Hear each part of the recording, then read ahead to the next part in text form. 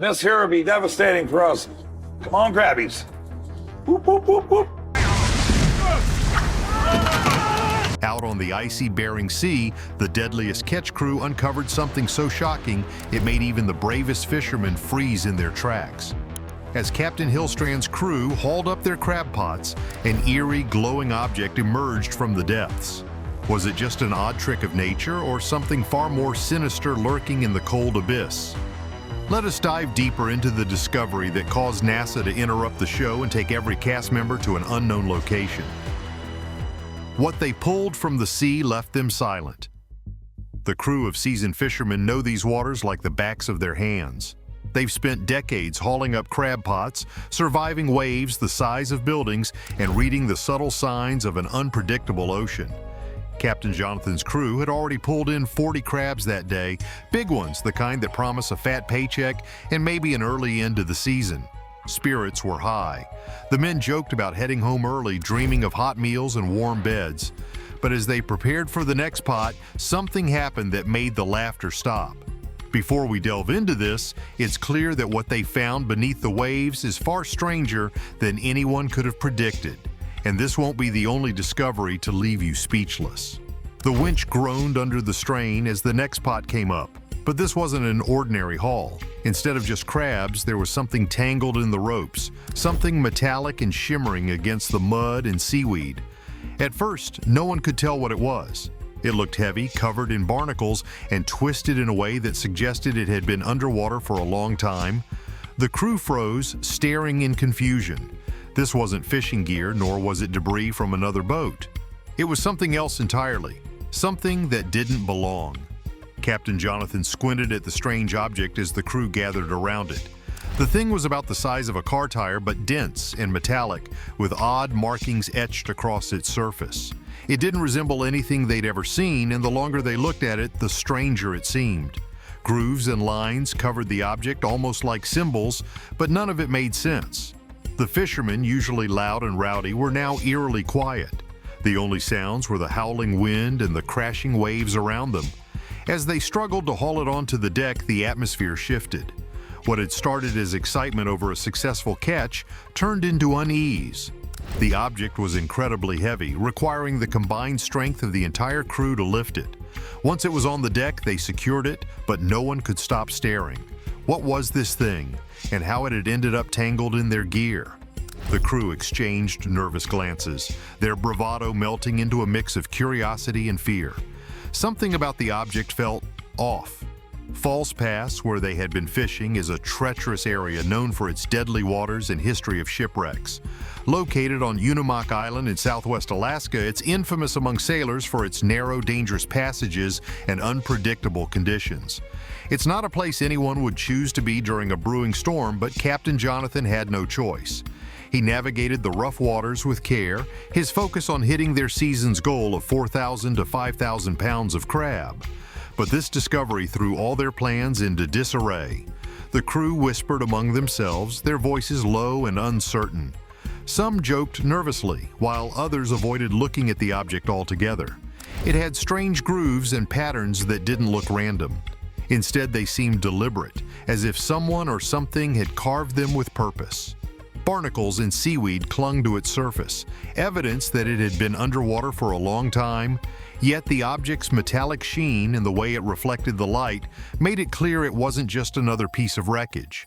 It was something entirely different, and that realization sent a chill through the crew. Despite their unease, Captain Jonathan gave the order to secure the object. He wasn't about to let it slip back into the sea, not after all the effort it took to haul it up. But the question remained. What had they just found? The sea has always been a place of danger and wonder, a realm that holds its questions tightly. This strange find seemed to embody both, leaving the crew with more questions than answers. Was it part of some old shipwreck, a piece of lost technology, or something even more unexplainable? The storm was getting closer, but the strange object on the boat stayed on everyone's mind, hinting at something even bigger waiting to unfold. An uneasy catch in the depths. As the storm clouds loomed closer, the crew knew they had to focus on the task at hand. There was still crab to catch, and their season's success depended on hitting their target.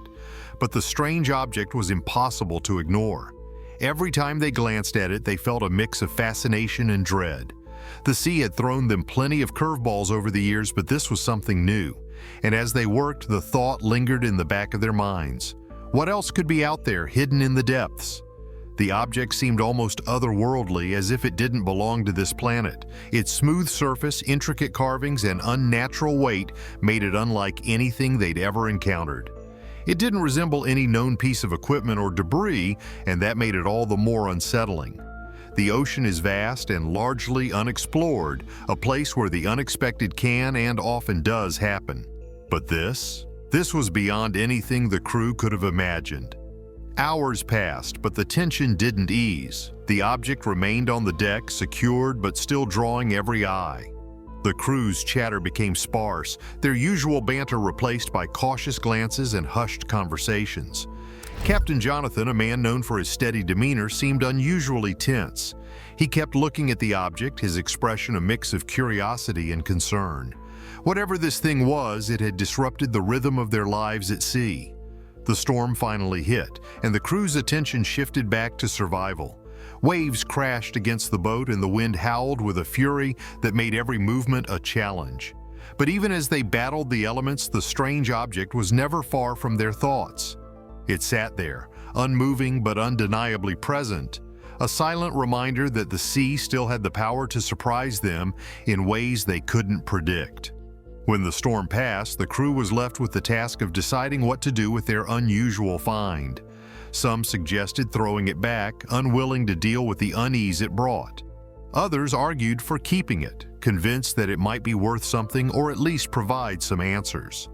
Captain Jonathan, ever the pragmatist, decided they'd take it back to shore. Whatever it wasn't something they could just leave behind. Back on land, the object became the subject of intense speculation. Experts were called in to examine it, but no one could determine its origin or purpose. Its markings didn't match any known language or symbols, and its material was unlike anything commonly found in the ocean. Some thought it might be a piece of experimental technology lost at sea. Others theorized it could be something far older, perhaps even ancient. The crew's discovery made headlines, drawing attention from scientists, historians, and conspiracy theorists alike. Everyone wanted to know where the object had come from and what it might mean. But for Captain Jonathan and his crew, it was a reminder of the unpredictable nature of their work. The sea is vast, strange, and full of surprises. And every once in a while, it offers up something that makes even the most seasoned sailors stop and wonder. The storm was still creeping closer, and tension gripped the crew. They had stashed the object out of sight, but it was impossible to forget. Every now and then, someone would glance toward the hidden compartment where it lay. They tried to stay focused on the job, pulling up crab pots one after another, but the ocean had turned restless. The waves slammed harder against the boat, and the air felt thick, almost like it carried a warning. The haul that day was incredible. Pot after pot came up loaded with crabs, their shells glowing red under the cold gray sky. It should have been a moment of celebration, but unease lingered like a shadow. Even as Captain Jonathan called the last pot aboard, signaling it was time to head back, his mind was elsewhere. They had what they needed, a golden bounty of king crabs, but the thing below deck refused to let him feel relief. He couldn't shake the sense that they'd disturbed something they shouldn't have. Back at Dutch Harbor, word spread faster than the tide. The crew had come home with more than just their catch, and curiosity grew wild. Fishermen, locals, even reporters started showing up, their questions spilling out before the crew could even dock properly. Was it a piece of history, a forgotten artifact from the depths, or something no one had ever seen before? Theories flew left and right, but no one had answers. Back on shore, news about what the crew found spread fast, but the questions it raised were just the beginning of what was coming. Locals wonder about the strange find. Captain Jonathan made sure the object stayed under wraps, tucked in the back of the shipyard far from prying eyes. He felt a strange protectiveness over it, though he couldn't explain why. Experts were brought in, but their guesses only added to the confusion. Some said it was part of a satellite that had fallen from space.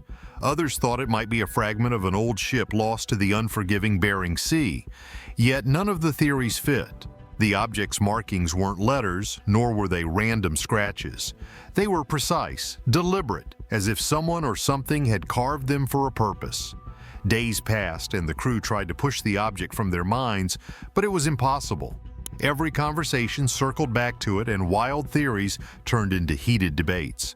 Some of the locals were convinced it came from a UFO, a piece of alien technology that had crashed into the ocean. Others whispered about government experiments gone wrong.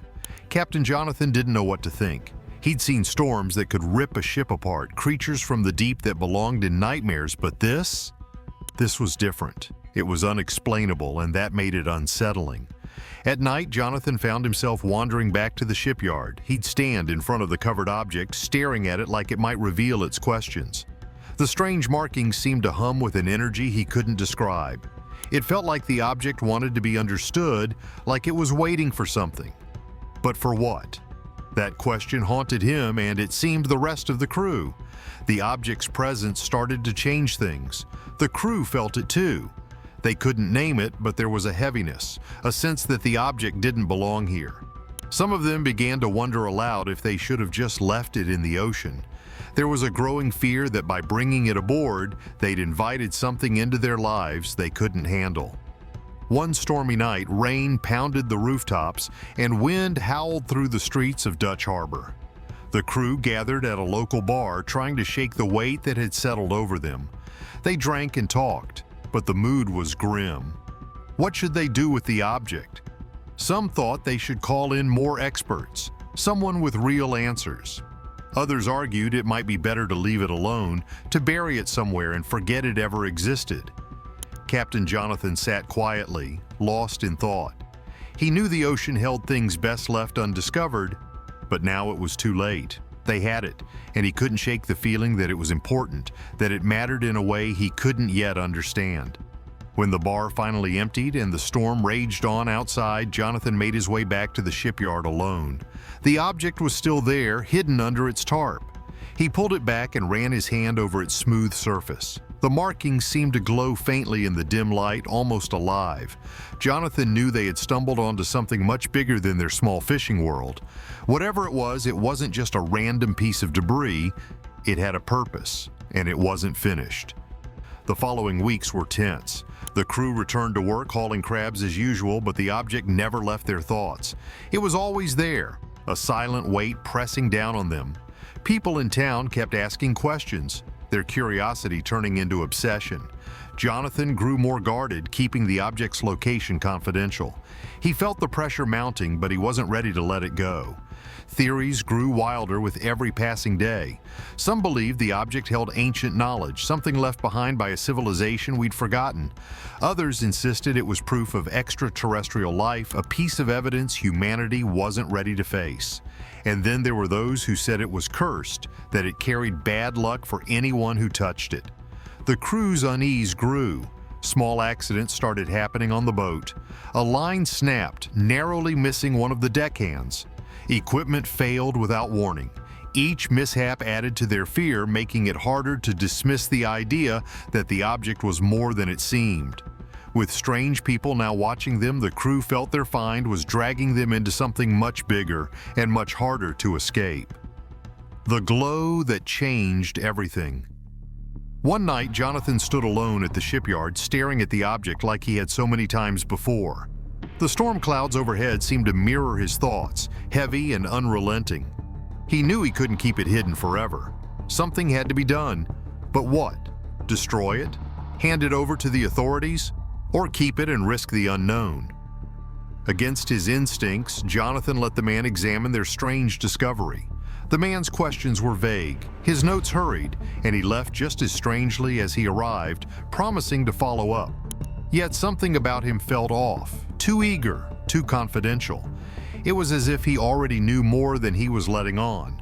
Soon after, things started to feel strange. Men in dark cars began to linger near the shipyard. Their presence was quiet but noticeable, as if they were keeping tabs on the crew. The uneasy feeling grew heavier with each passing day.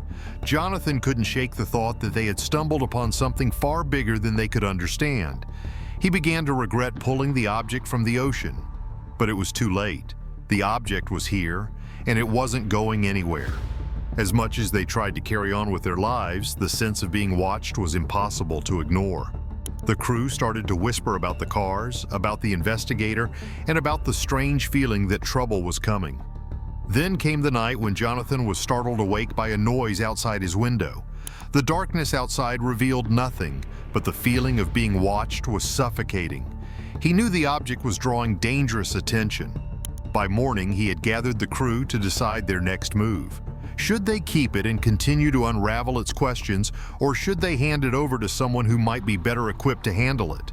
The crew was divided. Some wanted to get rid of it and avoid the growing risk, while others felt they had a duty to uncover its purpose.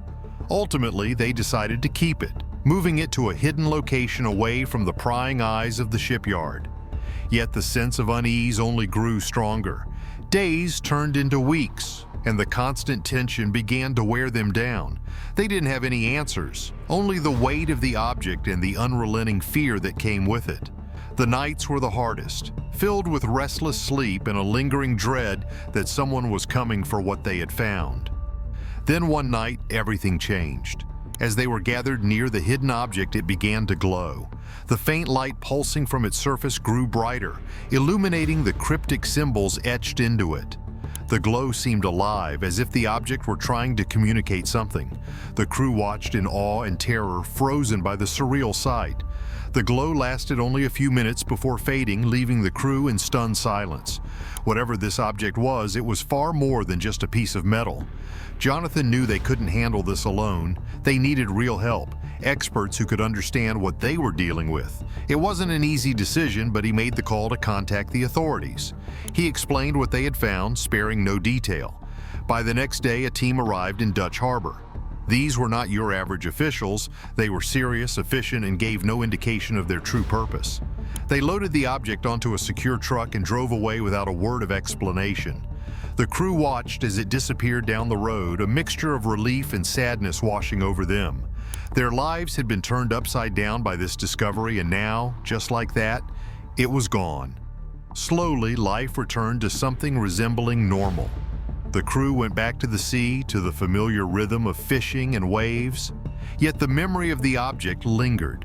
Late at night, under the vast canopy of stars, they would talk about it. Where had it come from? What was it? And most importantly, what would happen to it now? They knew they would likely never get the answers they craved. But in a way, that was okay. They had been part of something extraordinary, something that few people could even imagine. The object had changed them, left a mark that no amount of time could erase. And though it was gone, its story was far from over. And this object is not the only strange thing in the sea. Oceans, stretching as far as the eye can see, have always felt a little too big, a little too deep, and way too mysterious for comfort. People across the world have tried to explain the unexplainable, crafting wild stories of monsters lurking beneath the waves. But what if some of those tales aren't just flights of fancy? Let's dive into the murky waters of sea legends, where truth and fiction tangle like fishing nets. Take the Kraken, for example. Imagine you're on a wooden ship in freezing Scandinavian waters, and suddenly something with tentacles longer than your boat's mast emerges from the deep. Sounds like a sailor's worst nightmare, right? That's how the Kraken, a beast as big as a mountain, was born.